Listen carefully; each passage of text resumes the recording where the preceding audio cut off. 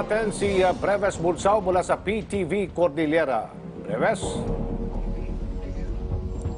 Yes, magandang tanghali, Aljo. Upang mapanatili ang kaligtasan ng mga residente sa siyudad ng Baguio, ipinatupad na ng lokal na gobyerno ng Baguio City ang online na transaction sa pagkuha ng mga permits. Ito ay sa renewal at sa pagkuha ng bagong permit sa kanilang negosyo.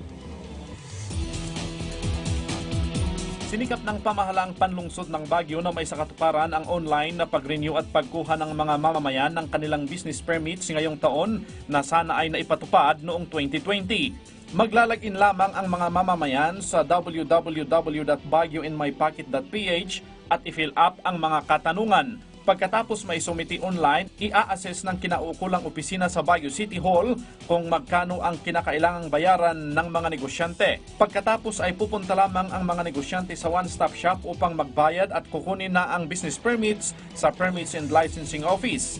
Ikinagalak naman ng karamihan ang naturang patakaran ng lungsod, ngunit nadismaya naman ang mga hindi gamay ang online transaction. Pinaalalahanan naman ng lokal na pamahalaan ang mga negosyante na sila na mismo ang makipag-transact at hindi na ang kanilang mga magulang na senior citizens.